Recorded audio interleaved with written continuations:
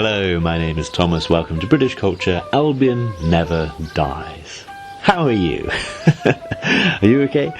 I have been extremely busy, which I realise is a pretty meaningless thing to say. You can ask almost anyone in the world how they are, and most of them will say, been pretty busy.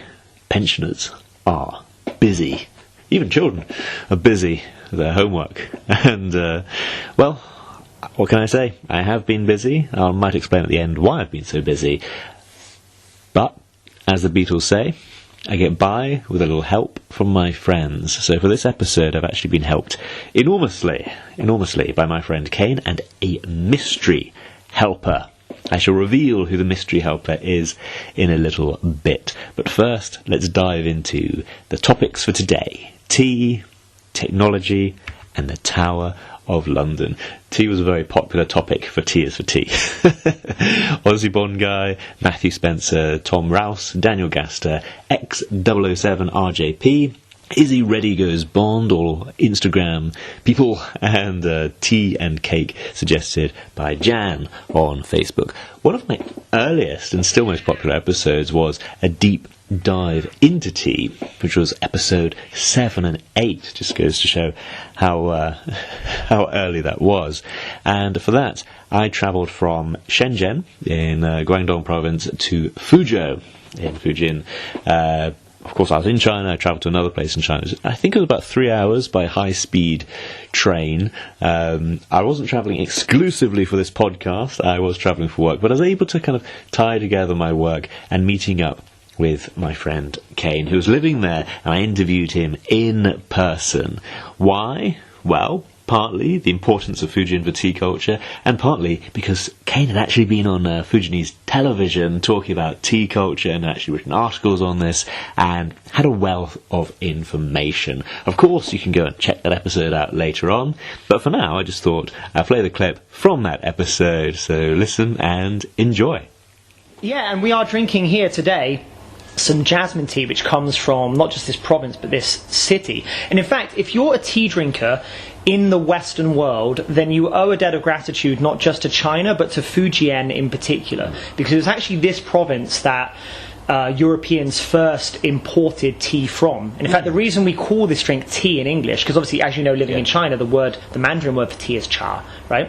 The reason we call it tea in English is because of the language that's spoken in this province. So it was Dutch explorers may be the wrong word, but Dutch traders that first came to this province and encountered tea and began to import it and sell it to Europe. And when they asked the locals what this drink was called, they used their own language, so to give some context to this, today, of course, in China, the only official language is Mandarin. It's also the most widely spoken form of Chinese in mainland China. However, historically, there were a lot of different Chinese languages spoken in China.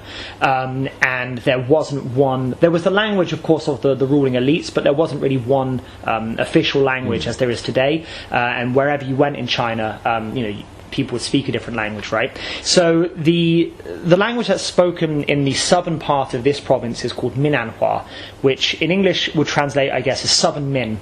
The language of the South Min people, I suppose. Language south of the Min River, I guess, something like that.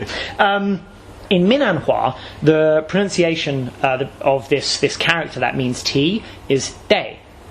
And so when the Dutch people first came to this province and they asked people, what's this drink? Obviously the locals used their own language to describe it, and they said it's day. And day, when anglicised, becomes the word tea, which is what we now call it today. There is actually a story floating around on the internet that the reason we call this drink tea is because the British first got the drink in crates exported by the Portuguese, and the crates were labelled in Portuguese. I don't speak Portuguese, so I'm sure I'm going to mess it up. Something like Transporte de Exotic Aromatics, right? Okay. And then this became an anagram, TEA, right? As far as I can tell, this isn't a true story. It's a nice, fun legend. I've looked into it quite a lot, and I can't find anything that would constitute real historical evidence to support that story. It also kind of fails a common sense test because the Portuguese have a word for tea, which is cha, because the Portuguese first encountered tea in Macau, where they speak Cantonese, and in Cantonese they say cha. So yeah, it doesn't really make sense. Whereas there's plenty of historical evidence to support the idea that tea is just the anglicised version of the Minanhua word day. And that passes a common sense test, right? So yeah, if you do like tea and you're in the Western world, then you owe a debt of gratitude to the province of Fujian, because it's from here that tea was first imported, and as English speakers, it's where we get our word tea from. Right, and that's interesting. Again, we're used to the idea of Mandarin is the Chinese language, so it's hard to think back. Sometimes there were so many more different dialects, and they call them dialects here, right? But they are separate languages. Well, I think I suppose that's up for debate. And although I teach English, I'm not a professional linguist, right?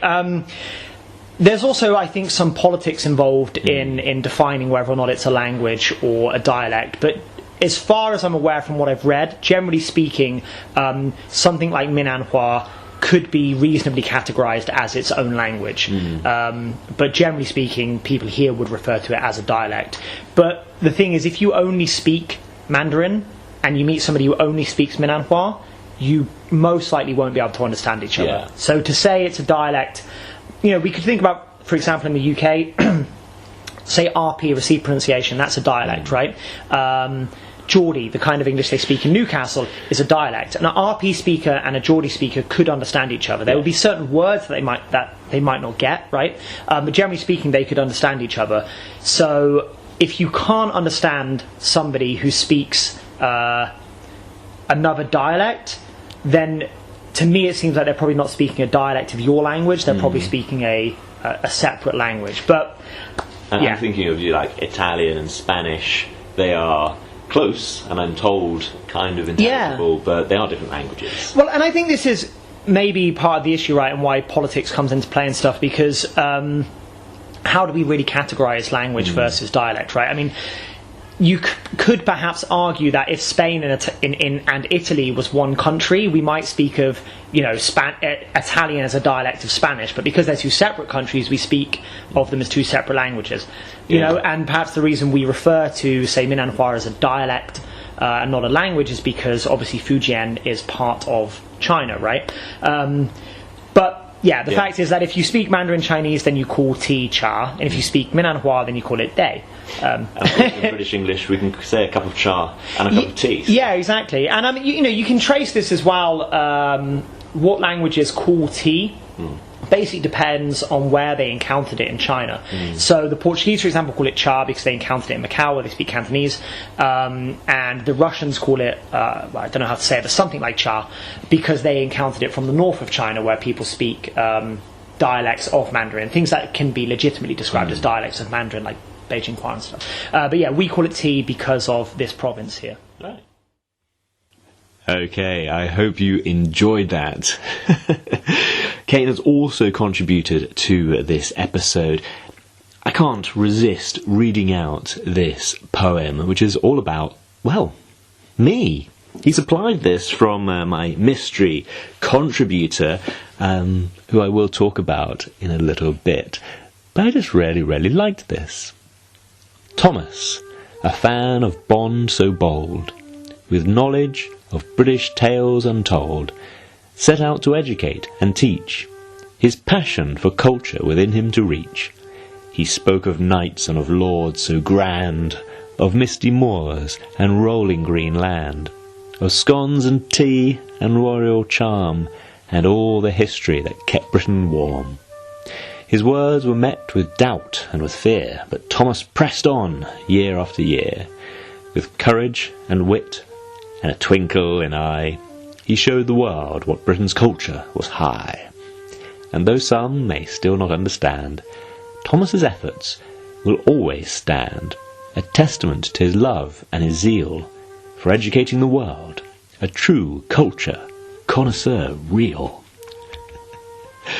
That is, I think, the best poem ever written about me. I don't know, I'm trying to think of one that was better. I must admit there haven't been many poems written about me. That might be the only poem written about me, but I really enjoyed it. So, Kane put me in touch with the writer, and I asked, I said, I'm really busy this week. I realise everyone is busy, but do you think you could possibly help me?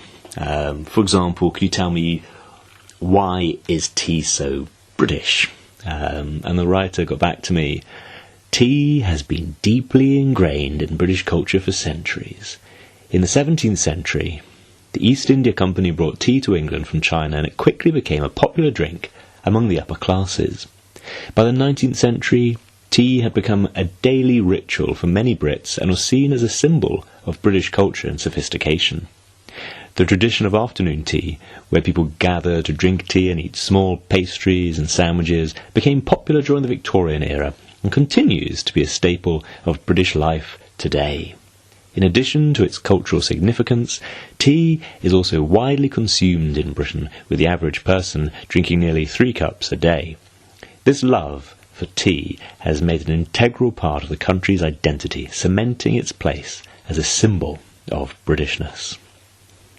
I really like how this person writes, and yes, I guess it has become kind of a symbol of sophistication. Lucy Worsley has a series of wonderful documentaries that you can watch online, and in one of them she talked about tea culture, the significance of the gold ring around the edge of a teacup, which was often to reflect candlelight when ladies gathered together, and candles were expensive, so they had to light things very carefully, and of course having that bit of reflection, getting any bit of reflection where they could in the early 19th century and late 18th century, that was really important. Of course, eating the small pastries and sandwiches makes me think of the villain in Moonraker, Hugo Drax, who in the movie talks about cucumber sandwiches being the great contribution that Britain gave to the world. And yes, I'm curious that this writer is saying the average person drinks nearly 3 cups a day. I'm wondering who the people are letting us down in this, because I feel it should be far more. British people I know from a piece of research I did long ago actually drink more tea than the Chinese. And I told this to my Chinese friends, one of whom kind of objected, saying, but we invented tea, we should be drinking more. And others said, no, we're clever. We've invented tea and we're selling it to them. And I had to break it to him, we're actually probably buying it from India more commonly. Anyway, there's an interesting piece of research teaching the Chinese about tea, and indeed the English don't drink the most tea. The Irish drink more tea per person than the English do, but I believe the Turks are pretty high up there, which I feel is probably more on the mainland than on the little island where I lived. I'm going to move along to the next topic. T is for Tower of London, suggested by Jan and Bree on Facebook. My father once said, every Englishman goes to the Tower of London twice, once when your father takes you, and once when you take your children. Again, I asked my mystery writer, and please bear in mind this is not me writing it, I'm simply reading it out, so I'm not saying don't believe this writer, I'm just saying it wasn't me. But I'll just read out. We have an introduction and then a couple of pieces of history about it. So here's the introduction. The Tower of London is a historic castle located in central London, England, built in the 11th century by William the Conqueror. It has served as a royal palace, prison, armoury, and even a zoo over the centuries. It is best known for its role as a prison, particularly during the 16th and 17th centuries when high-profile political and religious figures were held there. Today, the Tower of London is a popular tourist attraction, drawing visitors from all over the world to see its iconic White Tower, yeoman water tours, and the crown jewels. The tower is also an important symbol of British history and identity, standing as a testament to the country's rich cultural heritage. Now, 3 pieces of history. History as a prison. The Tower of London has a long history as a prison, serving as a place of confinement for over 900 years. Some of the most famous prisoners held at the tower include Anne Boleyn, Sir Thomas More, and Guy Fawkes. During the 16th and 17th centuries, the tower was used to hold political and religious prisoners, many of whom were executed for their beliefs. The prison was known for its harsh conditions and its reputation for torture, earning a place in the public imagination as one of the most fearsome places of confinement in England. Famous prisoners.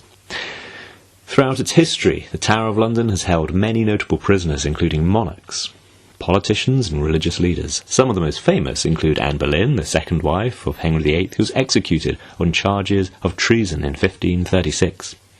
Sir Thomas More, a philosopher and statesman, was also imprisoned and executed at the Tower, while Guy Fawkes, one of the leaders of the Gunpowder Plot, was held and interrogated there before his execution. These prisoners and many others have left an indelible mark on the history of the Tower and the country. Finally, tourism today. Today, the Tower of London is one of the city's most popular tourist attractions, drawing visitors from all over the world to see its historic buildings and artefacts. Visitors can tour the grounds, including the White Tower, and learn about the castle's history through exhibitions and interactive displays.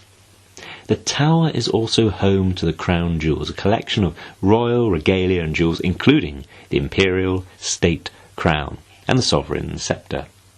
With its rich history and cultural significance, the Tower of London continues to be an important part of London's identity and a must-see destination for anyone visiting the city.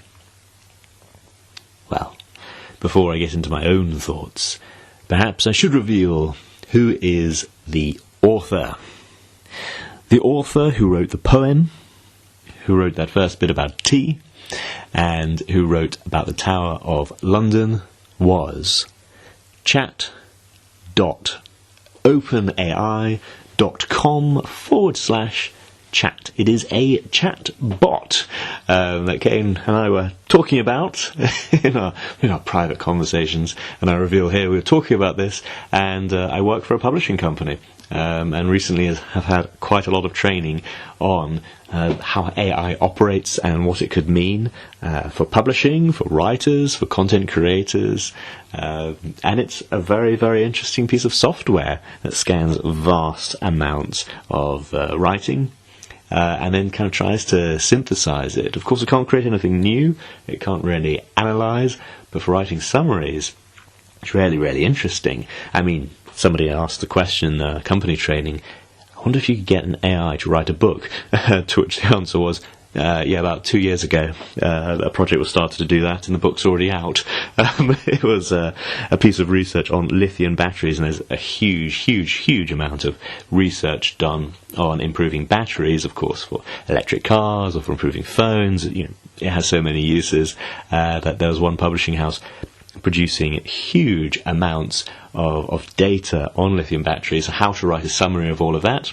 Well, they already have the AI to do it. So I'm really, really interested by this. It's had me thinking throughout the week, when I haven't been too busy, when I've had time, about, well, how am I even going to approach this podcast? Because often I enjoy doing a huge amount of research and creating these summaries and then analysing it and so on. And to be honest, I don't think it's going to change what I do a huge amount, because I very, very much enjoy doing it, and I don't think I'd have an AI read this out to you either, although you never know, maybe I'm an AI talking now.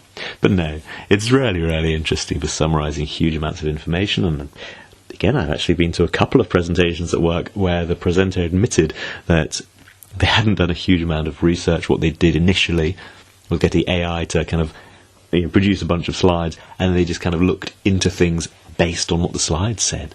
Of course, then you open yourself up to audience questions, as we all ask things that were not on the slides. Anyway, I found this really, really interesting, and of course it is all possible thanks to the World Wide Web. Created or invented or proposed, depending on how you interpret these things, by Tim Berners-Lee, who worked at CERN, the European Council for Nuclear Research. He is, of course, an Englishman, and was happily given recognition during the Olympics opening ceremony, and there were famously a couple of American broadcasters who weren't quite sure who he was. Here we have the clip. Meredith Vieira doesn't know who Tim Berners-Lee is at the London 2012 Olympics. Telling you the opening ceremony divided into major sections. We have already seen the transformation, the transition from the agrarian era in this country to the Industrial Revolution. We're in the middle of another transition now, one that we're actually still living through.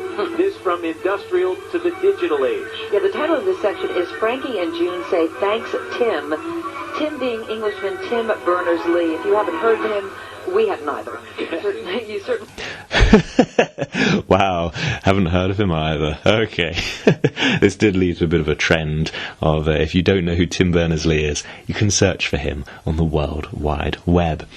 Of course, if you click a link and it's not a good link, then you might end up with error 404, page not found. And there is a popular story that the reason it has this number is because room 404 at CERN was the office for Tim Berners-Lee, who, being such an active man, could often not be found at his office. This is a very popular story, sometimes said to be apocryphal. I did find this from Orhan Volestad on WordPress, who just said, having visited CERN myself, I can tell you that room 404 is not on the 4th floor.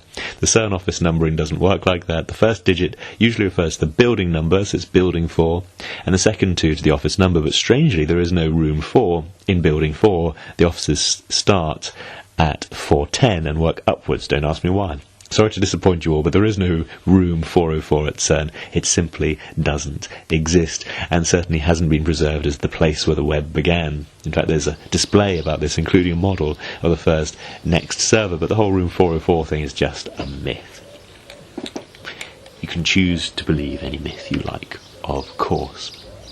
Anyway, as I was having such fun with the chatbot, I couldn't resist asking the AI, what does T stand for in the Alphabet of Britishness? And it replied, in the Alphabet of Britishness, T can stand for several things, including Tower of London. Brilliant. That's what we'd already thought. Then explained a little more. It said T could include tea, a drink synonymous with British culture, lovely, or tradition, which is a significant aspect of Britishness. I do like that, and there's a lot to say about that. I'm not reading from what the chatbot says. These are my own thoughts.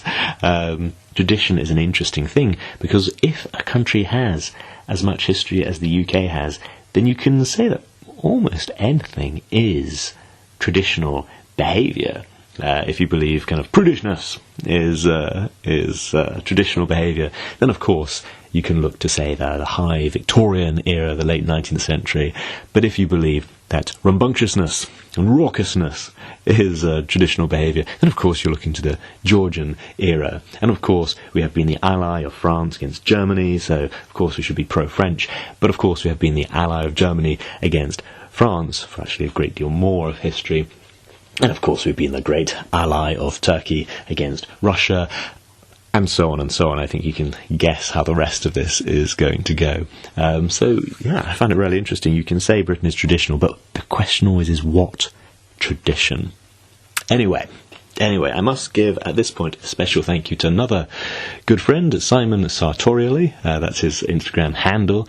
Said quite some time ago, he said, I'm flying to Europe for a month of work tomorrow, so I should send you my teas, which is wonderful. It was just at the beginning of the year, so he suggested Thames, the river that flows through London. I haven't spent a great deal of my life in London. I have visited actually more often in the last year than I think all of the rest of my life put together, but I do remember going down there to take a ship, a small P2000 coastal patrol craft from near Tower Bridge, along the River Thames and out to sea, and then past the White Cliffs of Dover and so on. And that was a very, very memorable experience, taking a Royal Navy coastal patrol craft past the Millennium Dome. So that made a very, very big impression, especially as The World Is Not Enough, which has the boat chase along the Thames, was the first Bond film I saw in the cinemas. There's a vivid memory. I also actually recently, as I say, I visited recently, and watching the tide rise and fall. I'm not used to actually watching a tide go up and down as I can see it, but going to the Rutland Arms and then pottering along the canal. Rutland Arms, of course, was in No Time to Die, the Bond film, and I've met a few friends there. But watching the remarkable change in tides, well, I am remarking upon it. I describe it as remarkable. Anyway, Simon also suggested T is for tailoring. So, of course, I must mention one of those friends was Pete from Tailors with Love. I'm sure you listen to that podcast, and if you're not, do check it out. But I've also discussed this topic with Kane. So again, a deep dive into British men's wardrobes with Kane. That was episode 22. Here's a little taster from it. A lot of people think that there's no such thing as a sort of traditional British costume. You know, you can think about, for example, if you said something, what's a traditional Chinese clothes? You might talk about a hanfu, or what is traditional. I don't know what is traditional Russian clothes, perhaps, right? And you can imagine that, or traditional, or the traditional clothes in Saudi Arabia, for example, right, would be the long. I don't know what it's called. Perhaps you know, Tom. What's the name of that long white? I always use the Kuwaiti term, which is the dish dasher. Okay. Well, yeah, something like that. So we think of different countries and cultures, and most of them, we know that they have a traditional style of clothing or traditional costume that they wear. We might not know what it is, but we know that one would exist. But when it comes to British clothes, people just think, well, British people don't have their own unique type of clothes, right? But I mean, when you think about that for a moment, that's obviously not, it can't be true. And it's not true. It's just that the British style, at least for menswear, the British style of clothes has become so globalized and is now so common across the world that we just no longer recognize it as being British. We just think of it as being, men's clothes, right? So we don't think of somebody wearing a suit or formal clothes as, they're dressing in a British style. We just think they're dressing like a man in formal clothes. But actually, if you are a man and you're listening to this podcast and you have a job in an office or something like that, or you go to, nicer restaurants or bars, I can say with almost absolute certainty that you own multiple items of clothes which have their origins in British fashion. Okay, thank you for that suggestion, Simon. Simon also suggested Tolkien, which I hope to cover later in the month. He also mentioned Tower of London, and Thomas and Friends, known variously around the world as Thomas the Tank Engine, I think his UK name, and just Thomas the Train. Everywhere I went in China, when I introduced myself, hello, my name's Thomas, people would say, as in the train? Why are you named after a train? Occasionally, if there's a child there, why Thomas? I love Thomas. But they meant the train.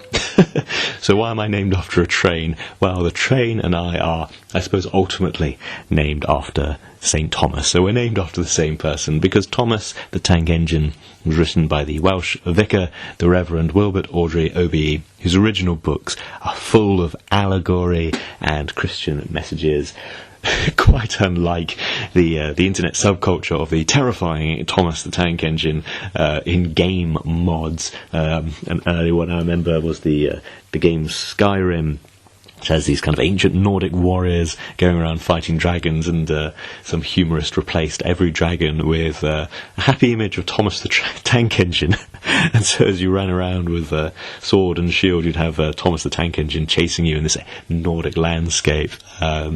Yes, Thomas the Tank Engine, a very Christian series of books. And I believe that the TV show has been narrated by Pierce Brosnan. I think I had a clip of that quite some time ago. Okay, I think I have one more solid topic for today, which is T is for TARDIS, suggested by Daniel Gaster. You might see he and I on a From Tales of Love live stream pretty soon. T is for TARDIS, and that is, of course, the travelling box used by the Time Lord, the Doctor. So I suppose, what is a Time Lord needs to be explained first. I went to the website doctorwho.tv, and they had a subsection, what is a Time Lord? So what better source for Time Lord information than Doctor Who TV? If you're not aware of it, Doctor Who is a British science fiction show, initially for children, then it became kind of more family entertainment, became drama in the early 2000s, but it was first broadcast, 23rd of November 1963. It's still going, and it's still one of those, every time they cast a new actor in the main character's role, it's still kind of a big story. Anyway, the Doctor refers to themselves as the Time Lord. Specifically, they're the last of the Time Lords from the planet Gallifrey in the constellation of Castaboros. Gallifrey is where they were raised, or they ran away and occasionally returned to, and sometimes is even president of. Although the Doctor has always been an outsider to the Time Lord's way of life, or lives, the legacy of Gallifrey impacts their travels from time to time. Externally, a Time Lord looks human, although as the 11th Doctor pointed out, they came first, so technically we all look like Time Lords. And if you don't know what if you don't know what a human looks like, please find a mirror, if you are human. Internally, however, we couldn't be more different. For a start, Time Lords have 2 hearts, a respiratory bypass system, enabling them to survive without breathing for long periods. They have low-level telepathic abilities, however their physiology also gives them a unique ability: regeneration.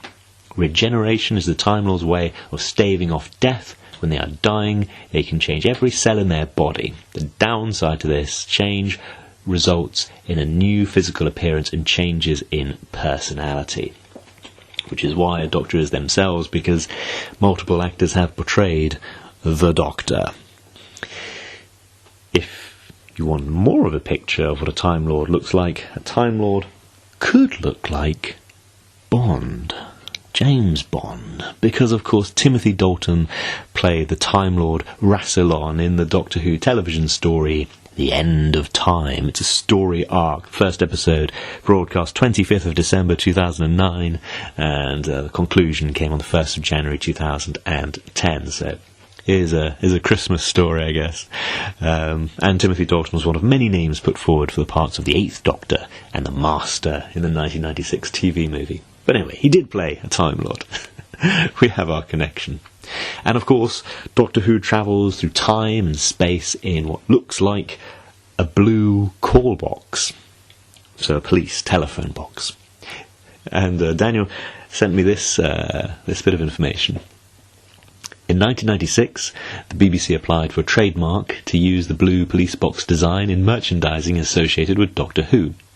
In 1998, the Metropolitan Police filed an objection to the trademark claim, maintaining that they owed the rights to the police box image. In 2002, the Patent Office ruled in favour of the BBC, arguing there's no evidence that the Metropolitan Police or any other police force had ever registered the image as a trademark. In addition, the BBC had been selling merchandise based on the image for over 3 decades without complaint by the police. The series was revived in 2005, and the police box continues to feature prominently in almost every episode. Although the dimensions and the colour of the TARDIS used in the series have changed many times, none of the BBC props have been a faithful replica of the official Mackenzie Trench model. This has been explained within the context of the show that the chameleon circuits tend to display a bit of drift, so if left in the same setting for too long, and in any case the circuit of the Doctor's TARDIS is malfunctioning. This was first acknowledged in the episode Twice Upon a Time, which had the 12th Doctor meet the 1st Doctor, and had the original incarnation and Bill Potts point out the visible differences between the modern and original TARDISes. Fantastic. And any time I've been to, say, a police museum, they've always had a blue telephone box proudly displayed. Lots of people have messaged me in the last 24 hours, and I simply haven't had the time to research the topics as much as I'd like, but of course I'll be covering tea throughout this month. So no time for tea is for Trooping of the Colour. I feel I could do a bit more on the Thames, and of course I didn't do Tears for Thomas, so that is definitely coming. Thank you very much to everybody who pointed out tea could be for Thomas. So finally, why am I so busy? Well, work. If you've been following this podcast for a while, you know that I came back to the UK and started a new job, and then had to find somewhere to live and establish a home, bring my wife over, and then deal with so many visa issues, and now she's working abroad, and now my work contract is actually coming towards an end. I'm 9 months in. I was hired for a 12-month contract, and I guess now the discussions begin, both with this current workplace and with potentially any others. I work in publishing, but I've done many things over the last 10 years, I guess. And, well, what can I say? If you think I'd be an interesting co-worker, send me a message. Maybe I should be looking around far and wide. But as I say, That's why I'm so busy interviewing for a few things and seeing what the next step in my life's journey is going to be, at least in terms of work. So, has been keeping me busy. Well, we're all busy. Thank you very much for listening. Hello, my name is Thomas. Welcome to British Culture Albion Never Dies. T is for Tolkien. This is a very special episode. To prepare for it, I first of all read The Hobbit more than 30 times, at least once a year. It was read to me as a child, first by my brother and my father in turns, and then I read it myself when I was given a copy.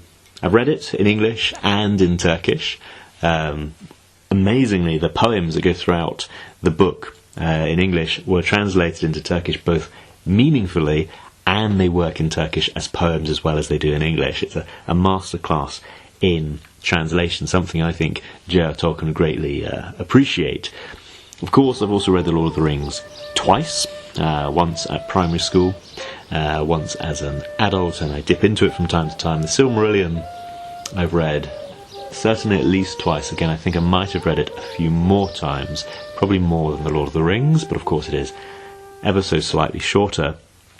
I've also listened to the 13-hour BBC radio adaptation of The Lord of the Rings. That, of course, came out in 1981, and I was able to get hold of a copy on cassette tape so I could listen to it again and again. It's got an amazing cast. Ian Holm as Frodo, who would later play Old Bilbo in the Peter Jackson movies.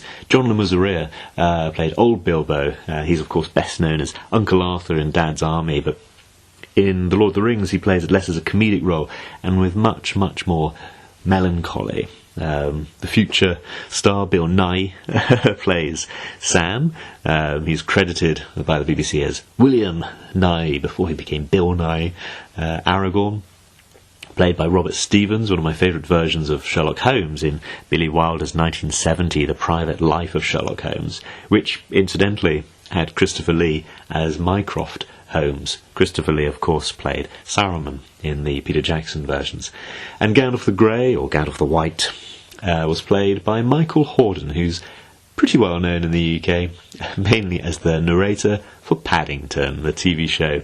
I think 60 episodes between 76 and 93, and of course repeated endlessly.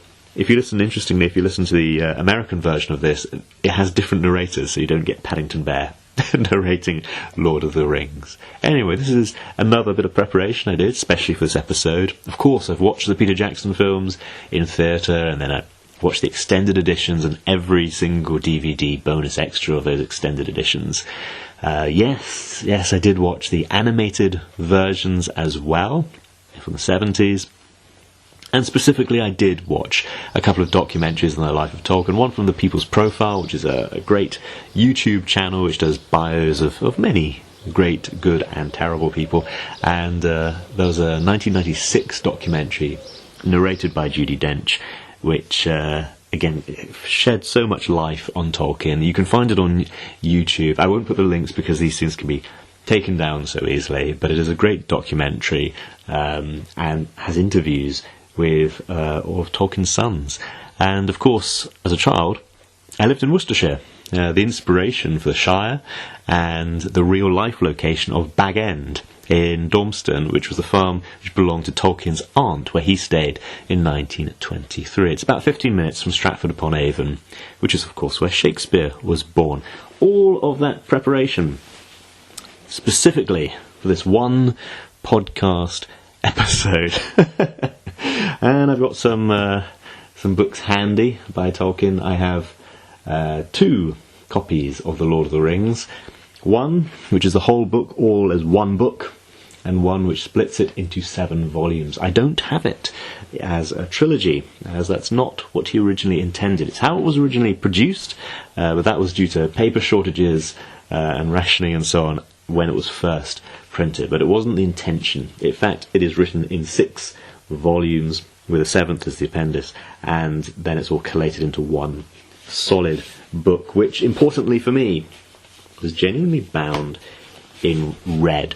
So that's all the preparation. I hope that this episode meets the demands. So, what inspired J.R. Tolkien? Interestingly, in some ways he was inspired by loss. Two great breaks in English mythological history. The first, of course, is 1066, which is a great dramatic event, which is the Norman conquest. Of course, a real event, not a mythological event, but it had an effect on our mythology, which I'll delve into in a moment. First, I shall tell you the second. The second great break in English mythology comes with the Industrial Revolution, which happened faster than folk tales could be captured. Before the Industrial Revolution, the majority of people lived in small villages, and stories were simply passed down organically, generation to generation. But as people moved to cities, what had once been small village identities became absorbed into great city identities, and simply a great many tales were lost. Germany, of course, followed Britain in urbanising, and as they urbanised, the Brothers Grimm travelled around making notes of all the great stories and all the little villages there. By the time the English writers tried to do the same, too much had already been lost. So, I shall delve into the one and then the other. 1066 and all that, the memorable date in English history, had a profound effect on England, its history, its language, and its mythology. Before then, you have the Germanic Anglo-Saxons, and studying then the Old English was J.R. Tolkien's life's work. So it's really worth delving into. In many ways, I think the Anglo-Saxon Chronicles, which is one of the key sources of information for that time, has a comparison to the Red Book of Westmarch, which within the world that Tolkien created, that's the source he's drawing for. He had his kind of in-world persona as a translator, historian, and when people wrote to him with questions, he'd often kind of write out something and give them multiple interpretations of the West Book of Westmarch, which had been collated from various sources. Again, I'll delve into that with the Anglo-Saxon Chronicles a bit, and again, that's part of why I like having my Lord of the Rings copy bound in red. The Normans wiped away all of that in 1066. They took out the leaders, the decision makers, the holders of cultural capital. And one of the most interesting effects you can see on English culture is in language. So many languages, the meat and the animal are the same word. So for example, in Chinese the word for sheep is yang, and the word for lamb is yang rou. You see how it works together. But of course in English the two words are very different, because sheep comes from the German word and lamb and mouton comes from French. House, of course, is Germanic. Mansion, maison, is the French word. Then you have the eradication of Germanic titles. We don't have jarls anymore, and the replacement with Old French for all kind of political terms. So for example, Parliament, which I've talked about very recently. Parliament is from parler, to speak. Interesting. In Russian it would be Duma, from the verb to think. Anyway, we also have a profound influence on French Romantic literature. So we think of Arthurian romances, but that of course is the French influence. I mean, I've been doing a podcast on English culture for a year or two, and generally when I've asked people, what do you think is Britishness or Englishness, I haven't heard people say romantic a great deal. But we have all these Arthurian romances, an important part of our mythology. It comes from the French. It comes after 1066. So again, a major change in our mythology, our cultural landscape. Now again, helping me prepare for this episode, I have actually read the Anglo-Saxon Chronicles, hard-going in some places, but first, what are they? There is no better source, really, than the British Library for the Anglo-Saxon Chronicles. This is how they describe them. The term Anglo-Saxon Chronicle refers to a series of annalistic chronicles arranged by year, which were written primarily in Old English between the 9th and 12th centuries. These annals record information on a huge variety of subjects, from major battles and Viking invasions to famines and agricultural issues, from ecclesiastical restructurings to notes on the death of notable people from across Britain. Some annals even include poems about kings and battles. although all the annals share some core text, the so-called common stock, which seems to have been compiled at some point during the reign of Alfred the Great. Each text of the chronicle has its own variations, omissions, and additions. It is therefore perhaps more correct to speak of Anglo-Saxon chronicles, as Simon Keyes has suggested. There are multiple different copies of the Anglo-Saxon chronicles. The Anglo-Saxon Chronicle A is the earliest surviving copy. It contains entries written at different times between the 9th and early 11th centuries, with a 12th century continuation. It's sometimes known as the Parker Chronicle, after Matthew Parker, Archbishop of Canterbury, who gave large parts of his collection of manuscripts to the University of Cambridge. The Anglo-Saxon Chronicle B, copied in the late 10th century. This chronicle covers the period between 60 BC and 977 AD, and it's sometimes referred to as the Abingdon Chronicle, or the Abingdon Chronicle 1, as there's a few variations, the last entries referring to Abingdon, along with C and D. It also contains a series of annals known as the Mercian Register, which recount the activities of Ethelred, Lady of the Mercians in the early 10th centuries. Between these different versions, you get very different emphasis placed on places and people referring to those places, which is part of what makes it so interesting. It gives a clue, of course, to where it was written. Where you live is always the most important place. The Anglo-Saxon Chronicle D was copied in the late 11th century, and there's added information about Worcester and York.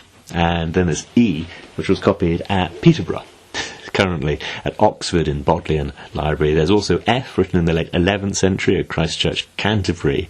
All these manuscripts have had varied and colourful histories, which are reflected in the medieval editions and early modern annotations scattered throughout. And in the modern period, some of the Anglo-Saxon Chronicle manuscripts have been bound with other interesting texts, which have also been digitised by the British Library as well.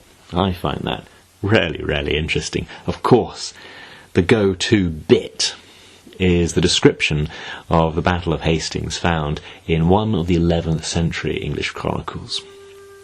Count William came from Normandy to Pevensey on Michaelmas Eve, 28th September 1066, and as soon as they were able to move on, they built a castle at Hastings. King Harold was informed of this, and he assembled a large army and came against him at the hoary apple tree.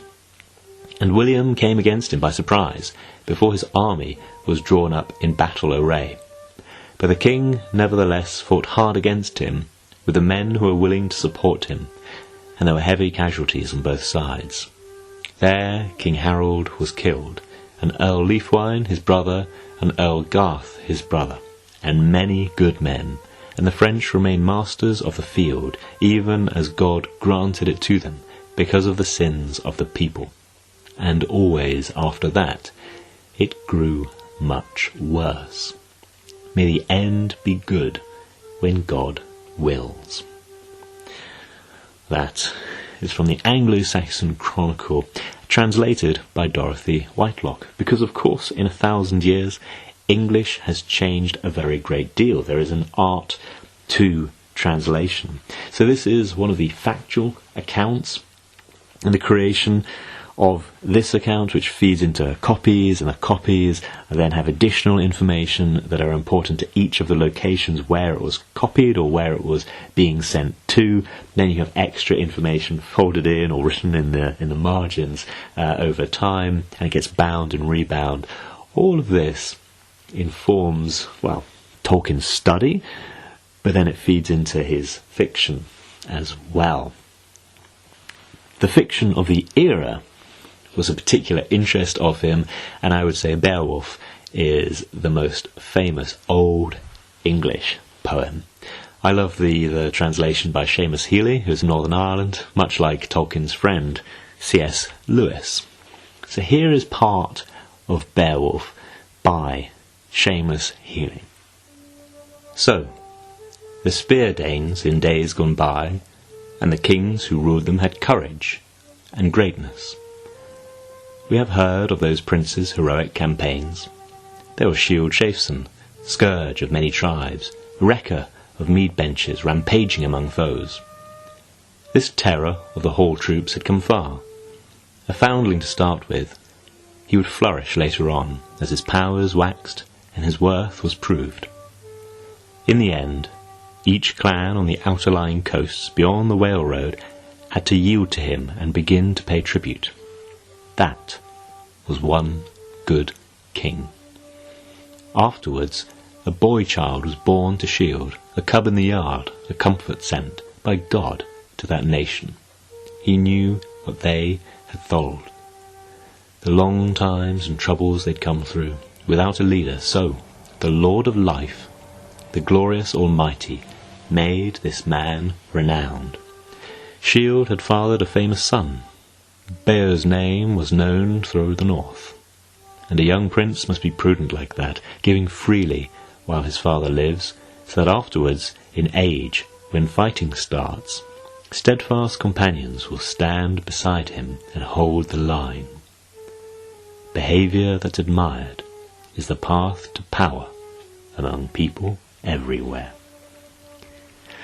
That is from Beowulf, perhaps the foremost example of Anglo-Saxon literature, something to which Tolkien dedicated his life to. Most famously, of course, at Oxford University, he spent a short time at Leeds, where he met Eric Valentine Gordon in 1922. Tolkien found him as a friend and as a colleague. They both shared a love of studying medieval philology. The two men worked together on an edition of Sir Gawain the Green Knight, published in 1925, which was the standard text for many years. They also collaborated on articles, book chapters, a broadcast for BBC Radio. Perhaps most importantly, Tolkien and Gordon set up a Viking club for Leeds undergraduates who could join them in medieval wordplay and versification. When Tolkien went to the University of Oxford, Gordon maintained the club, and Tolkien continued to send drafts of songs for it. I think this is actually hugely important as it unlocks the world of Viking literature to Tolkien, who, having been brought up in, well, the Anglo-Saxon areas south of Danelaw, he would have grown up with King Alfred as his hero, the founder of what we'd now call England, because, of course, the north of England became governed for a time by the Vikings and ended up with a very different tradition. You might read some of the north-south divide that still exists to the Danelaw and, I guess, the Anglo-Saxon bits of England. Anyway, Tolkien had an interesting upbringing, which I feel has been covered wonderfully in many, many other biographies. A sad upbringing in some ways, having lost both parents as a child, but one where nature played a vital role. He didn't see, for example, a motor car until his teenage years. He grew up in the West Midlands, as I've mentioned. Malvern very closely matches the descriptions of the Shire, even down to trees and wildlife, and the Severn River, for me, seemed very reminiscent of what the hobbits called the Brandywine, and of course the elves referred to as the Branduin. That love of philology, the origin of language, really playing into his kind of fictitious languages there. Of course, in the First World War, he saw the application of industrialisation to warfare and lost a great many of his friends at the Battle of the Somme, which he took part in, and many, many others. Ultimately, he was the last left of his childhood writing societies, and the return home struck him equally as he saw his area of what is now part of Birmingham utterly change. It had been very, very rural, and he's written about this himself, of how strongly it was changed, and it's perhaps one of the very few direct inspirations of a section of the book inspired by something in his life, which is of course the scouring of the Shire. In the documentaries I referred to, the one narrated by Judi Dench, one of his sons talks about how he believed that automation doesn't remove slavery, it simply puts it out of sight. The son, keen to say, he was no eccentric about this, he lived in the modern world. He indeed obtained an early voice recorder in the very, very, very early days of such things, and there is a poetry reading by Tolkien himself on YouTube. Again, these things, I hesitate to put links because they can be taken down so easily, but it's Forth the Oil and Gas, and it's a wonderful poem, as read by the author. I think it's a very special thing. So he was aware of these things. I wonder if he was alive today, perhaps he would have been interested in fair trade products. And of course the illusion of kind of a connected, smart world and so on is something I'm pretty interested in, having lived and worked in the disconnected bits, where factories very much exist and the poor conditions within them certainly do. Tolkien, as I say, he wrote and wrote. He wrote for these writing societies. He might write one thing for the BBC. He did publish a book with another fella, but he actually had very little interest in publishing.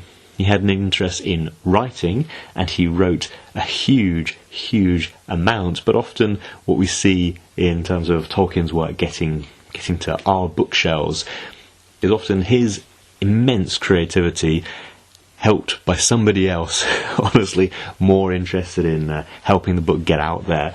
And so, for example, it said, I believe The Hobbit happened to be seen by somebody at the university who passed it on to a friend who was at a publishing house, who then passed it on, and so on. And of course he was an artist. He painted watercolours, and his drawings are wonderful. He was very, very creative. I work at an academic publishing company, and I deal with academics a great deal, so I've heard tales of how he would demand revision after revision after revision, which of course is because Tolkien was an immense perfectionist. I certainly feel for the publishers in that it's not always as straightforward as it may seem, even and perhaps especially in the electronic era. It should be a simple thing. You can change it on a Word document so easily, so why can't you change it in a typesetting process so easily? Well, of course the answer is use any app and tell me if it's as simple as it should be. And of course he disagreed with splitting Lord of the Rings into 3 volumes. It had to be done due to paper rationing. Those were the realities of printing. I can certainly sympathise with his disagreement over the 2 titles. The Fellowship of the Ring seems a good title to me, but the 2 Towers raises the question of which 2 towers are the towers being referred to, and of course the Return of the King gives away a certain element of the final book. So I can see why he disagreed with those titles, but sometimes the publisher just has to get stuff done. But Tolkien's academic work, his lectures, especially Game of the Green Knight and on fairy tales, became absolutely renowned. I would say, by the way, that many academics are not so keen on print publishing. It happens to be a part of modern academic KPIs, key performance indicators. It demands that they do this. Sadly, in some cases it can lead them astray. It leads to the phenomenon of something called paper mills, essentially junk research being churned out by semi-fake publishers, and certainly fake reviewers, and indeed fictitious reviewers. I've had to investigate some of these, which has been very, very interesting, and certainly I'm sad that this is something people feel the need to do. But as I say, it's not every academic who really wants to throw out a book. It can sometimes be the least interesting part of their job to them, just narrowing down all their great research into the way that frankly a book publisher needs. Anyway, it is well known that bringing The Hobbit and The Lord of the Rings to a final format was extremely difficult and involved a number of back and forths between Tolkien and publishers. And one letter that he wrote to Milton Waldman, who was an American publisher, and like Tolkien, a veteran of the First World War, someone who was initially interested in publishing both The Lord of the Rings and the Silmarillion, but as many balked at the length and was also called by his colleagues. One letter is particularly well known, and has been included in a number of kind of letter compilations, but it gives a real insight into Tolkien, so I'm gonna read this one out. I really, really like it. Tolkien wrote, "Do not laugh. But once upon a time, my crest has long since fallen, I had a mind to make a body of more or less connected legend, ranging from the large and cosmogonic to the level of romantic fairy story, the larger founded on the lesser in contact with the earth, the lesser drawing splendour from the vast backcloths which I could dedicate simply to England, to my country. It should possess the tone and quality that I desired, somewhat cool and clear, be redolent of our air, the clime and soil of the northwest, meaning Britain, and the hither parts of Europe, not Italy or the Aegean, still less the east, and while possessing, if I could achieve it, that fair, elusive beauty that some call Celtic, though it is rarely found in genuine, ancient Celtic things. It should be high, purged of the gross, and fit for the more adult mind of a land long now steeped in poetry. I would draw some of the great tales in fullness, and leave many only placed in the scheme and sketched. The cycle should be linked to a majestic whole, and yet leave scope for other minds and hands, wielding paint and music and drama. Absurd. I find it a really, really interesting letter, and a lot of people look to this letter as it gives a real insight into Tolkien's thought process in creating, well, what we call the world of Middle-earth. I shall end by talking about Tolkien's poetry. Lord of the Rings has over 100 poems, ranging from fun to epics. Let's start with the fun. Ho, ho, ho, to the bottle I go, to heal my heart and drown my woe. Rain may fall and wind may blow, and many miles be still to go, but under a tall tree I will lie, and let the clouds go sailing by. Another poem I particularly like is one that is actually repeated at the end of The Hobbit, near the beginning of The Lord of the Rings. In various versions, it's a song sung by Bilbo and Frodo. Slight different variations, but it's one that I really, really like. Roads go ever, ever on, over rock and under tree, by caves where never sun has shone, by streams that never find the sea, over snow by winter sown, and through the merry flowers of June, over grass and over stone, and under mountains in the moon. Roads go ever, ever on, under cloud and under star, yet feet that wandering have gone, turn at last to home afar. Eyes that fire and sword have seen, and horror in the halls of stone, look at last on meadows green, and trees and hills they long have known.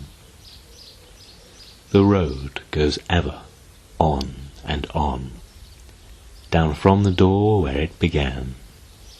Now far ahead the road has gone, and I must follow if I can, pursuing it with eager feet, until it joins some larger way, where many paths and errands meet. The road goes ever on and on, down from the door where it began. Now far ahead the road has gone, and I must follow if I can, pursuing it with weary feet, until it joins some larger way, where many paths and errands feet, and whither then I cannot say. The road goes ever on and on, out from the door where it began. Now far ahead the road has gone, let others follow if they can. Let them a journey new begin, but I at last with weary feet will turn towards the lighted inn, my evening rest and sleep to meet. Still round the corner there may wait a new road or a secret gate, and though I oft have passed them by, a day will come at last when I shall take the hidden paths that run west of the moon, east of the sun. I shall finish with one of my favourite sections from The Lord of the Rings. It's the section where Merry and Pippin, Frodo's cousins, come across an Ent, the shepherd of the trees. Sheep get like their shepherd, and shepherd like their sheep, but it is closer and quicker with Ents. And the Ent Treebeard explains the loss, not the death or the passing, but the loss of the Entwives. He says, "The elves made many songs concerning The Search of the Ents, and some of the songs passed into the tongues of men. But while we made no songs about it, being content to chant their beautiful names when we thought of the Entwise, we believe that we may meet again in a time to come, and perhaps we shall find somewhere a land where we can live together and both be content. But it is foreboded that this will only be when we have both lost all that we now have. And it may well be that time is drawing near at last. For if Sauron destroyed the gardens of old, the enemy today seems likely to wither all the woods. There was an elvish song that spoke of this, or at least so I understand it. It used to be sung up and down the great river. It was never an Entish song, mark you. It would have been a very long song in Entish, but we know it by heart, and hum it now and again. This is how it runs in your tongue. When spring unfolds the beechen leaf, and sap is in the bough, when light is on the wildwood stream, and wind is on the brow, when stride is long, and breath is deep, and keen the mountain air, come back to me, and say my land is fair. The Entwise reply, when spring is come to garth and field, and corn is in the blade, when blossom like a shining snow is on the orchard laid, when shower and sun and upon the earth with fragrance fill the air, I'll linger here and will not come, because my land is fair. The Ents reply, when summer lies upon the world, and in a noon of gold, beneath the roof of sleeping leaves, the dreams of trees unfold, when woodland halls are green and cool, and wind is in the west, come back to me, and say my land is best. The poem finishes with both. Together. Together we will take the road that leads into the west, and far away we'll find a land where both our hearts may rest. Treebeard ended his song, that's how it goes. It is elvish, of course, light-hearted, quick-worded, and soon over. I dare say it is fair enough. But the Ents could say more on their side if they had time. But now I'm going to stand up and take a little sleep. Where will you stand? We usually lie down to sleep, said Mary. We should be all right where we are. Lie down to sleep, said Treebeard. Why, of course you do. That's forgetting. Singing that song put me in mind of old times. Almost thought I was talking to young Entings, I did. Well, you can lie on a bed. I am going to stand in the rain. Good night. Hello, my name is Thomas. Welcome to British Culture, Albion Never Dies. This is an Alphabet of Britishness episode, and it's February 2023, so I'm covering the letter T. Chris, well known on Instagram as British Bond Addict, got in very, very early with his suggestion, far in advance of anybody else. He wanted to talk about Thunderbirds and the works of Gerry Anderson, and that's a TV show I absolutely loved as a child. So I was happy to bring him on and learn so much from him. We'll get to the interview with him very, very soon. You may have found this podcast through some very recent and very, very kind words on the Bond Experience YouTube channel, in which David Zorinsky had a couple of guests, Kyle, well known on Instagram as Easy Smiles and Expensive Watches, and the podcaster Joe Darlington, who runs Being James Bond. And thank you to them for the kind words. Welcome. Anybody joining, thanks to that. There is a James Bond connection to Thunderbirds, which is Derek Meddings.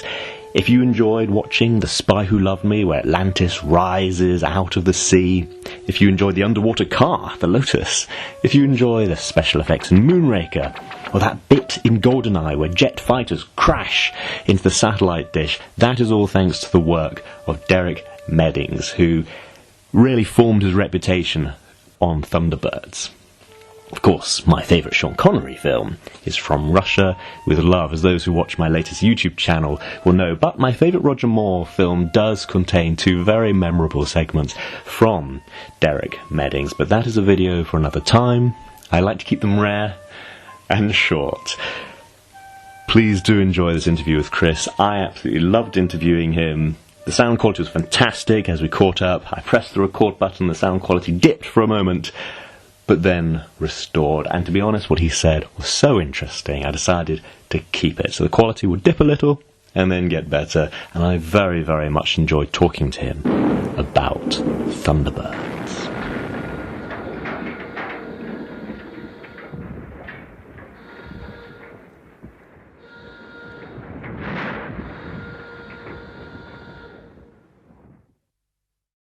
Okay, Chris, thank you very much for joining me once again. No, it's always a pleasure to be on. I'm so excited to talk in this one. This is going to be, as you can tell, I'm falling over myself with excitement at this episode. I'm also very, very happy to be talking about Thunderbirds, the 60s TV show, with you. And of course, you are British, and right now you're in the United States. Yes, indeed I am. So I will be asking you about the US perspective on Thunderbirds, if there even is one. It's been an interesting mix, and I'll save that when we get into it. Okay, so first of all, for any listener who's not familiar, what is Thunderbirds? Thunderbirds is a 1960s British TV show created by Jerry and Sylvia Anderson, using the kind of unique aspect of super marination, which is marionette puppets, animation, and super thrown in for good measure. At the time, these series, it followed Stingray, Supercar, Fireball XL5, a whole list of others. And it was gaining in popularity, but always been seen as kids' TV. Thunderbirds kind of revolutionized it by becoming a 1-hour family entertainment series. And it revolved around the 5 Tracy brothers and their father going around the world, providing rescues, saving the day in all sorts of heroic ways, with 5 incredibly magnificent machines, which were the Thunderbirds. Fantastic, thank you very much. I think that's a perfect description of it. It is an action puppet show, and it's packed with, well, puppets and explosions. Yes, that's the thing. The explosions, which were done by Derek Meddings, who went on to be a future Oscar winner, it was something completely unique for that time. And they took the series so seriously that it's still, even to this day, like it still holds its own. I still think it's absolutely fantastic. And yes, the explosions, which though at the time were very dangerous, especially for the gases they released, did make it stand out spectacularly. Absolutely. When did you first get into Thunderbirds? I can't remember. My dad watched it when he was younger, and so from a kid, it was going to be on. It was my dad's excuse to get back into the series, and he had a lot of it on VHS. But then, in the late 90s, early 2000s, it was rebroadcast on BBC, and we got every single episode that way. We taped it on our VHSs. We watched the episodes non-stop, essentially. I was absolutely obsessed with it, and it led on to me enjoying the other Anderson series too. And yes, it's just always been there. I think this is a running trend. On the previous podcast, I discussed that I got into Bond because my dad watched it so much, and it's exactly the same with Thunderbirds. Yeah, I think we're a similar age, and I remember those 90s re-releases, and yeah, I think it dominated kids' TV. It's been released again and again. It seems to be a massive hit every time it's released. Yes, interesting fact about that in a second. But yes, when it was re-released in the 2000s, Tracy Island was the top-selling Christmas toy that year. And that was 40 years after it was released and still just as popular. But it's led to lots of people wondering why it's not being I can't say that word today. Rebroadcast again. And that's because actually some things that happen in the show cannot now be broadcast before the watershed. For example, the puppet smoking. That's now on British TV before 9 o'clock. So they can't really show it again, unfortunately. Oh goodness me! I didn't realise that. Right, we'll have to get it onto the dark web somehow. Get the kids into it that way.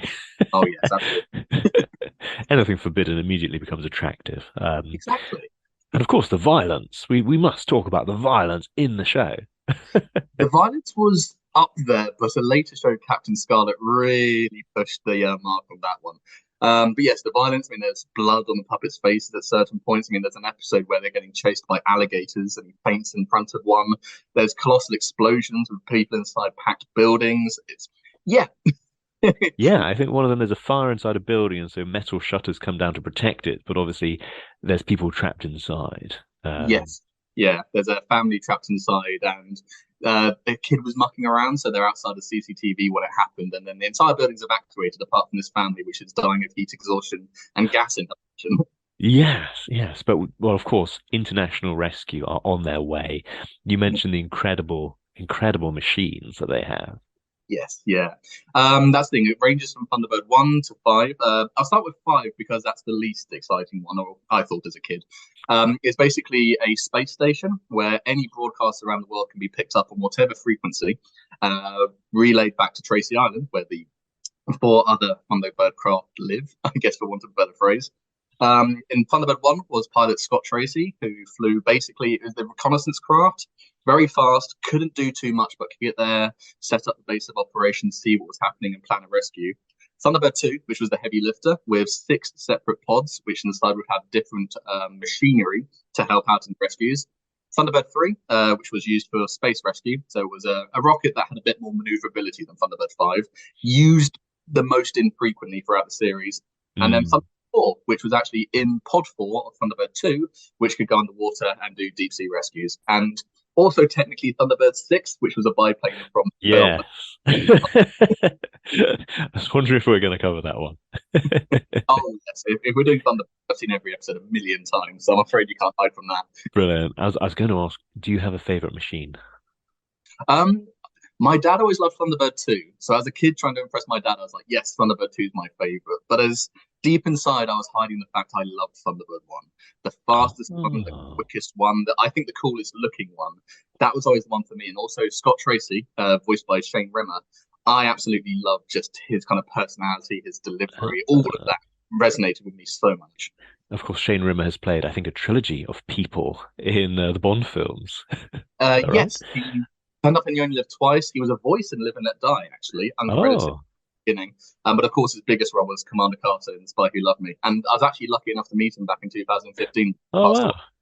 And he was amazing in person. It's they say never meet your heroes. This is Mm. what I was kind of worried about. The four surviving at that time, people were there, and I met Jeremy Wilkin, who did Virgil for the second series of Thunderbirds, only 6 episodes. Matt Zimmerman, who did Alan, and David Graham, who did like Gordon, Brains, so many voices. But Shane was the one I really wanted to meet. And I met up with him, kind of nervous, which I've not met many celebrities where I would be nervous. He signed something for me. It was very nice. And then we just got chatting for about half an hour or so. And in Oh, that conversation, I was talking a lot about how my dad got me into Thunderbirds, and he offered to do a voice recording to send to my dad. And to quote wow. like from the show, he said to Stephen, changing to horizontal flight from Shane. And he went out of his way to do that, and didn't charge any money, anything like that. And it was a mind blowing experience. Shane Rimmer is a very personal hero of mine, and that only cemented it really. Oh, that's wonderful. That really is wonderful. And of course, for listeners who are more familiar with Bond than Thunderbirds, will know that Shane Rimmer is American. All the family are American, even though it's a British show. Shane's actually Canadian. Oh, sorry. Well, North American. Yeah, he's all the Tracy brothers, in an attempt to help it sell better in America, were all American, and they're named after 5 of the most famous space pilots of the time. I can't remember their names. I know Scott, Virgil, Alan, Gordon, John, obviously, but they Mm. were all named after space, very early space people before obviously Neil Armstrong, Buzz Aldrin, because we hadn't landed on the moon at that point. But yes, and the father, Jeff Tracy, voiced by Peter Dineley, was probably the biggest American name I'd say at that point. Very distinctive voice. And yeah, that was to sell to the American market. Did that work? Partially. Jerry Anderson had always wanted to sell a show to America, and it kicked off first properly with Supercar, featuring Mike Mercury. And it went off quite well. He was an American living in Nevada, so they kind of continue with that. Steve Zodiac and Father XL5 was American, Troy Tempest, Stingray, American. Thunderbirds was possibly the most successful show they had, but it all kind of became unrailed after they released the film. And Lou Graves, the producer of Thunderbirds and many ITV shows at the time, after the film flopped, he was worried that it wouldn't have the longevity and basically scrapped it a further away through series 2. So it did kind of work to an extent, but it's not anywhere as big as it was in the UK. Oh, I see. And of course, we do have one British person, Lady Penelope. Lady Penelope and Parker, of course. Oh, of course. That's the thing. Wanted to add in even though it was kind of like an American series set in the Pacific Ocean, technically, they wanted to make sure there was still quite a bit of British appeal. And Lady Penelope, it became an overnight sensation in some ways. I mean, did you know that she was the inspiration for the Fab Ice Lolly? No, I didn't know that. That was an ice cream made for her, which she sold in adverts to TV, and that's Oh, how the wow. ice cream came about, bizarrely. Wow. Okay. Of course, she has the iconic pink Rolls Royce. Yes, Pink Rolls Royce. Yes, Pink Rolls Royce, the very British name of Lady Penelope Crichton Ward, a manor in the south of England. That's the thing. They wanted to represent what Americans thought British people were, and Hmm. half of that was very, I say, jolly good British, and also was Cockney. So you got Two extremes. Mhm. And of course, Absolutely. I Yeah. must say that Crichton is a very good name for any heroic character. Yeah, I know one chap with Crichton in the surname, and he's lovely. He's all right. Yeah. So, what do you say that gives Thunderbirds its longevity, or gives it its appeal down generations? This is a question that I've often thought about before. Why every time I sit down and I watch a Super Mario Nation show, I've got all of them. I'm a huge obsessive about it. And Thunderbirds is normally my most watched. And I just try and wonder why that is. And I think for a start, the character dynamics, they'd perfected the puppets, the movement after years of practicing was actually somewhat decent, apart from walking. They managed to really encompass what was a family show at this point, because Stingray, which I really enjoy, it's still very much a kids show. Like Titan, Lord of the Sea, is a little bit draining. But the thing I think that stands out for me the most, even though there is one antagonist in the form of the Hood, who's only in a few episodes, there's not really a bad guy. Something happens, they go out and save the day, and that's kind of a refreshing thing to think of. You've got the protagonist, obviously, but having just about to say there's 32 episodes overall, and I'd say 27 of them don't have the Hood. Just having that, it's done in a nice way. The tension isn't, oh my God, are they going to survive? You know they are. It's how they solve the rescue. And it's done in so many creative ways. That brings tension, that brings enjoyment. And also, it's just a joy to watch. As you mentioned, the special effects were absolutely incredible. I mean, at the time, I think it cost $1 million an episode to make, which, if I recall, was probably more than Wow. Doctor No was. And Wow. exactly. And I think there's so much professionalism in the series. I mean, Jerry Anderson hated working with puppets. He despised them. So he tried to make it as realistic as possible. And this led to so much rewatchability because they put so much design into the backgrounds, into the characters, into everything to make it look human. It actually means there's so many things you notice every single time you watch it. Something I only realized recently watching an episode of Stingray. As the Stingray craft is lowered into the water, there's actually lights on the side of the steps lighting up the lower it gets per level. Now, of course, that sounds pretty okay by these days. If you think back in the 60s on a relatively shoestring budget for a 30-minute episode, which they weren't even sure would be replayed on TV again, let alone the world of Blu-rays and DVDs, on a black and white television, which was only 14 inches big, who on earth would notice that? And it's that level of care and attention that always shines out to me as a huge fan of this series and the other series they've made.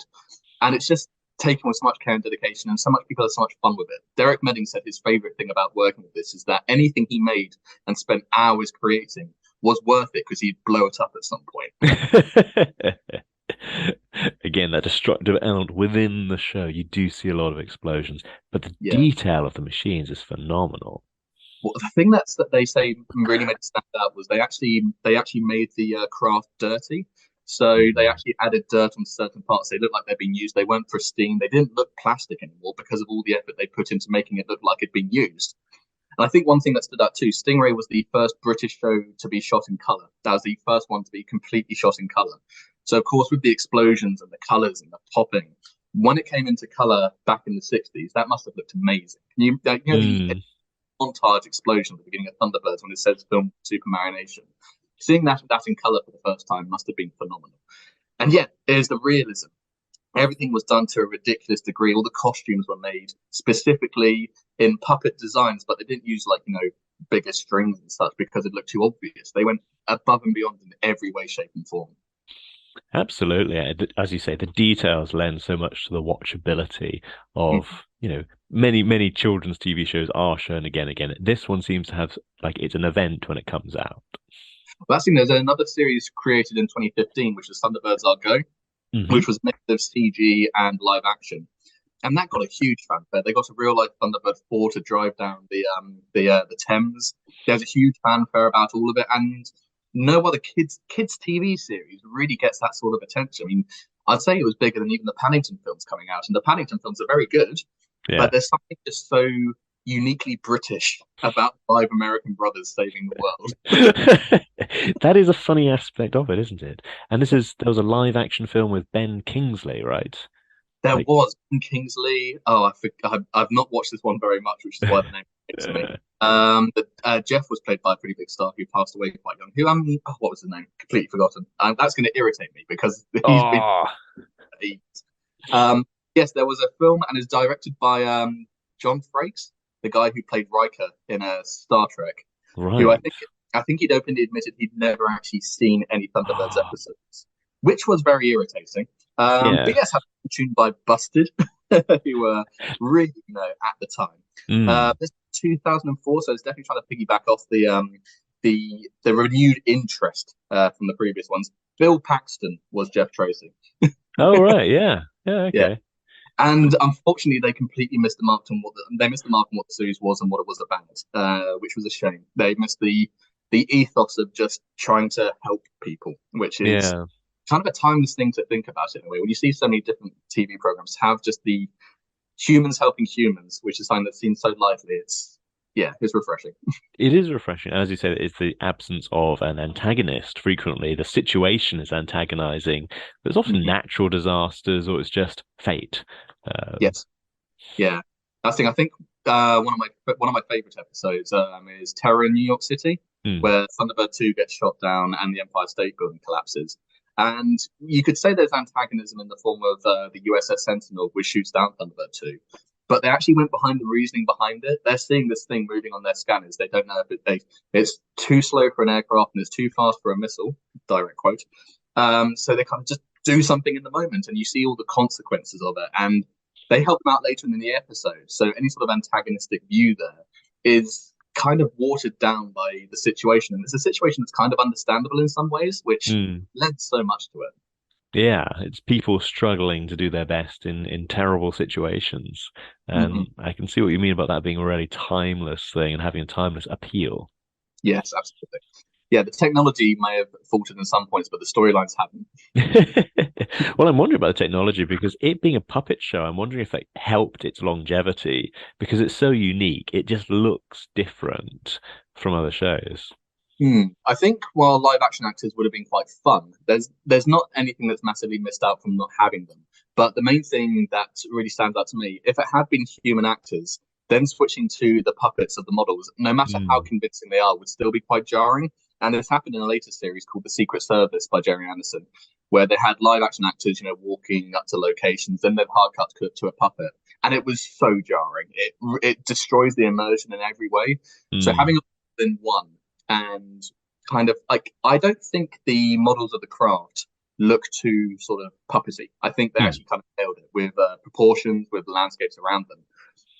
But you don't need to stretch. You don't need to have a further suspension of disbelief. If you Yeah. had somebody and then switch to it, the constant switching back between the two might have been tiring. Yeah. It's obviously captured the attention of some very prominent filmmakers. I covered Star Wars in a previous episode, and Mhm. the Clone Wars TV show, when they first started to design the different characters, they actually pushed the artist to have a look at Thunderbirds. And so a lot of the character designs are actually drawn from the Thunderbirds universe. Um, That's something I find amazing because something obviously we talked about Jerry Anderson not wanting to work with puppets. He eventually pushed for puppets to be in human dimensions, which actually took away something quite significantly because there's so much characterization in the puppets, which were they were crafted by Lydia Shutt, I think. But yeah, they were crafted, and there's so much character in those faces. I mean, you look at Parker, and you kind of mm, understand everything straight away. And this had been after like 6 different series of making puppet shows so far. They'd come on so much, to then go to human proportions where they're so much less expressed, especially with puppets, where the mouths are moving electronically, the eyes are moving separately. There's no real change of expression unless they switch out a head. So to take that away really was detrimental in some ways. So to see for a future CG series taking the designs from Thunderbirds, that makes complete sense because they crafted those perfectly. I mean, they do say Sean Connery was based. Scott Tracy was based on Sean Connery. I don't personally see it. Oh no, I can see that. Oh, okay, I've not heard it, but I can see it in my mind's eye. Completely forgot what I was going to ask you now. Do you have a question? No, I realise I'm completely rambling on this. I've had all this information stored for years, and to actually share it with somebody is very liberating. No, I'm very curious because you mentioned that Jerry Anderson wasn't crazy about working with puppets. That really surprises me. So why? He wanted to be a filmmaker for the longest time, and at first started off with a Kellogg's commercial back in the late 50s, I think. And then Roberta Lee contacted him and said, I want you to make a series for me. And he went, fantastic, I'll take it. And they said it has to be with puppets. And he was like, oh, God. He didn't have any other options at the time. So he was like, I'm going to make this the most realistic. I'm going to make it the best puppets they've seen so far. We're going to really stick down with that. And because he did it so well, they bought more series but wanted the puppets because they were so unique. He always just wanted to work with people. He wanted to be what was considered a real film director. He always thought there was a little bit of, it was never, valid, what he did. It's not necessarily that it was for kids' TV, but just because it was with puppets, he felt the art form actually wasn't the same as what he wanted to be. At one point, he said he wanted to be the Steven Spielberg of his time and was weighted down by the puppets when actually he became not the Steven Spielberg of puppets, he became the Jerry Anderson of puppets. Yeah. He became something incredible. And he eventually got his... he made a couple of films, Crossroads to Crime, Journey to the Far Side of the Sun, but he got his first live-action series with UFO in 1969, which was a fantastic series. I can't recommend that enough if you guys haven't seen it. And he finally got it, but at that point, it kind of lost something. Like, UFO is a fantastic series. It's unique. It's got all the Anderson tropes. But then after that, Space 1999, kind of lost some of that creativity. Like The Protectors with Robert Vaughn, a Jerry Anderson produced series, but you'd never be able to tell that. However, you look at an episode of Joe 90, Captain Supercar, Fireball XL5, you know straight away that's Jerry Anderson. Yeah, they have such a distinctive look and feel. Yes. And I think the one thing, and I'm going to really rant about this one quickly, one thing that helps is Barry Gray, who composed the music for all of his series up until the second season of Space 1999. He was an absolute maestro. He was incredible. I mean, his music is so recognizable. It's still like the Christmas advert for Cadbury's last year in the UK still used the Thunderbirds tune. I mean, he was absolutely amazing. And he gave so much of that Anderson-ness, for want of a better phrase. Yeah. He was a phenomenal music writer. He was ahead of his time in so many ways. He had an amazing ability to turn a 10-band orchestra to sound like a 30-band orchestra. And my favorite story is after Thunderbirds Are Go, the first feature film, they have the Royal Military Guard, I think, playing the Thunderbirds theme. And he was allowed to go and watch it being filmed. And he completely broke down in tears because he just made music that he enjoyed. And to see such an accomplished, creation being made is really struck him hard. And he just loved what he did. And it shows the music is timeless. I've got all of the soundtracks on CD and I listen to them constantly. They're so good. Absolutely. I mean, aside from just Thunderbirds, the main theme is cracking. That's the main theme is cracking. I've always think it's going to be quite a controversial one. I think the main theme of Stingray is better than Thunderbirds. Forget the series, the drums, they had an amazing ability to write music for Wind, essentially. And he did so well. And anything can happen in the next half hour. Love it. Yeah. And there's so many times where I'm watching an episode of Thunderbirds I've seen a million times. Fire Flash is about to land on the elevator cars. I know exactly what's going to happen. That music kicks in and I get chills. I love it. I have a vital question. We mentioned about the Tracy Island, and of course on Blue Peter they made the Tracy Island. It was one of the most popular things on this kids' TV show ever, showing you how to make your own. Did you make the Tracy Island? I started to make the Tracy Island, but then went to a car boot sale and saw a real one, and I went, I want that. Oh, okay. So you've got the deluxe toy. Yeah, cutting out, toilet paper, cardboard to make the round house of Thunderbird 3. Yeah, we saw that and saw a real one, and I was like, we have to pick it up because it's so much better than what I've made. But yeah, the Blue Peter Tracy Island did something in that is such one of those cultural things that if I said this though I to any American here would go like, even if I said Blue Peter, no, get that. Yes, I realise we do have some American listeners. Can we explain a Blue Peter toy to them? So, Blue Peter was a very still long-going kids' TV show with certain features. They talk to celebrities. They talk about some potential films. They film themselves doing amazing activities, like going longer zip lines. And every week they had a segment on how you could make your own version of something. And so they use, household materials. You wouldn't really need to go out and buy anything. Just need a glue, sellotape, and scissors.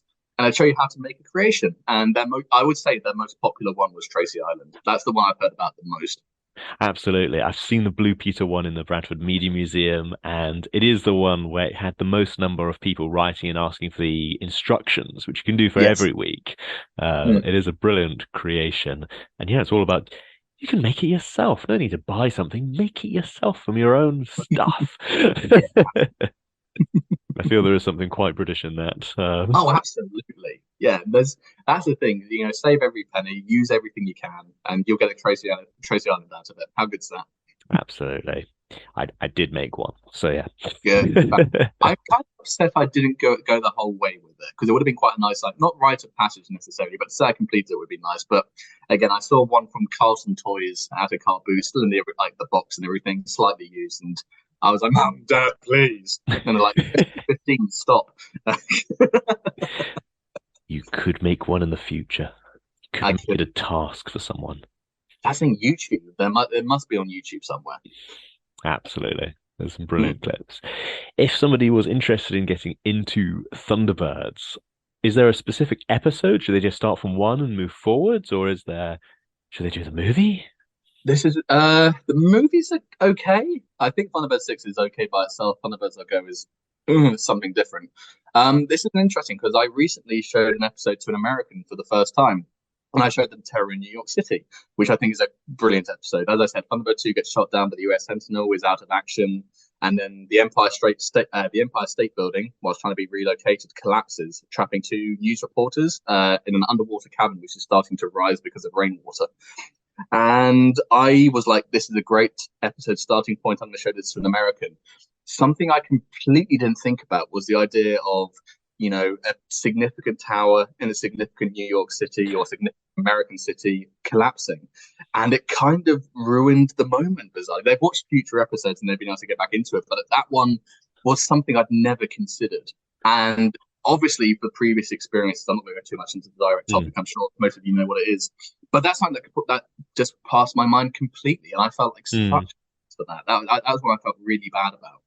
But that's the thing. I get I remember the series from how I've always seen this. And I don't think of the location and the actual context behind it, shall we say. I just think of the rescue. And that was one that shot myself in the foot. Perhaps one thing I should mention at this point, which is that the setting, right? The setting of the show is not in the 60s. No, it's 100 years in the future, so it's set in 2065. So we're getting there. Yes, that's it. I still think this is a documentary. Jeff Tracy's recently been born, according to Thunderbirds law.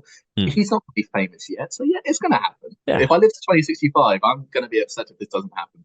As I grew up with Thunderbirds, and there, of course, Jeff Tracy made his huge fortune by pioneering kind of private space flight and satellite communications and so on.